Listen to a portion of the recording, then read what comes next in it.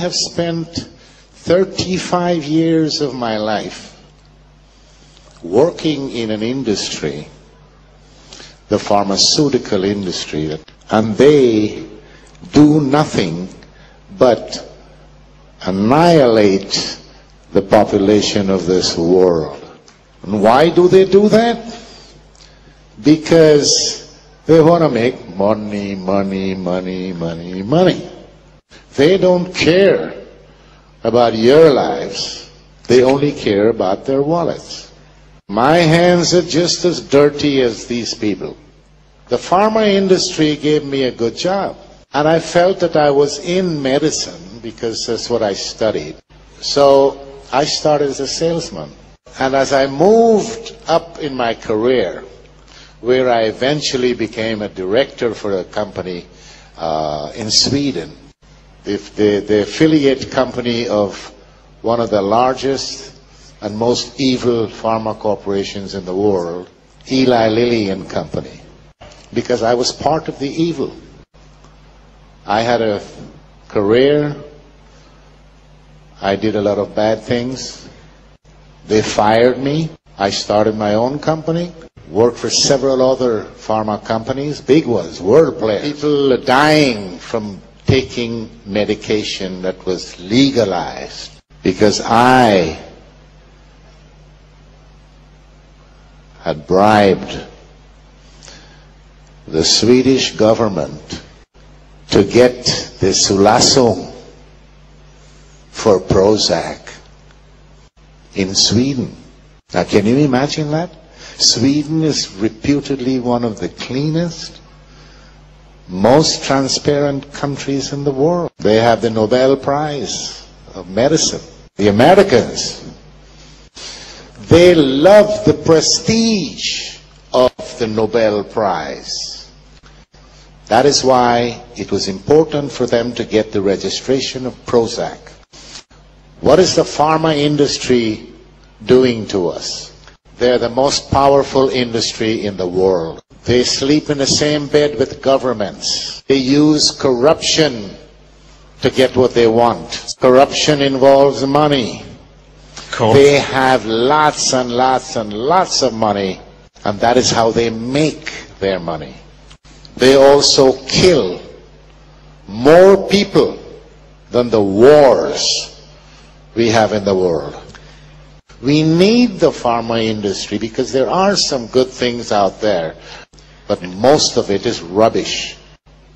They're not interested in curing any disease you may have.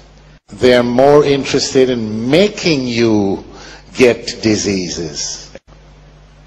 They're interested in symptomatic treatment. They want patients who are diabetics, cardiology patients, Parkinson's disease, rheumatoid arthritis, arthrosis, because you live a long time and the drugs that you have to take, you take that for the rest of your life.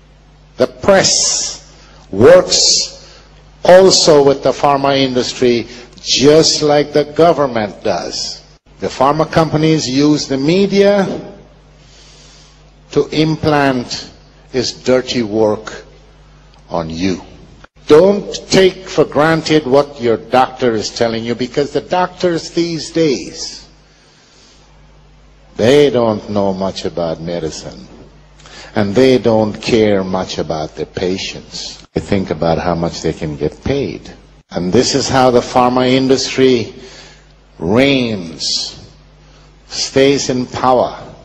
They buy the doctors. They pick them up when they're in medical school, pay their tuition, Die Konzerne train them. Because the doctors don't get information from anywhere else except the pharma industry. And I know, because when I was a salesman, the pharma company used to tell me, never talk side effects. They taught us something called FAB, F-A-B, features, advantages, and benefits. I also know that they hide the dangerous side effects because I was in charge of a clinical study for Fluctine or Prozac. When the doctors came rushing into my office one day because we were running a small trial in one of the largest hospitals in Stockholm. The first week they started the trial, 2 of the patients tried to commit suicide. And this is a major side effect of these psychotropic drugs. We call them the SSRIs, serotonin, selective serotonin reuptake inhibitor. The pharma industry, by law, is not obliged to give out information like that. Have you guys heard of ADHS or ADHD? But all these years I've been in medicine, nobody can come and tell me up till now what ADHD is. Syndrome makes it a sickness. Since they can't prove that this is a sickness, they changed the S to D, calling it disorder. And when it comes to that kind of disorder, for example, how do they measure serotonin in the brain of a child? Do you know how to do it, doctor? With a Ouija board. That's one way. They get the psychiatrists to sit down, you know, with their little bow ties. Psychiatrists, these are mad people.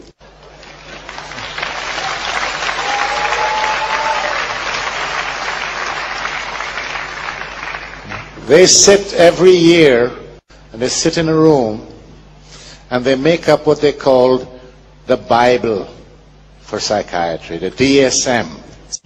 If this Bible was so good and so needed and does an exact job, why did they change the rules in this Bible during the last few years so many thousands of times?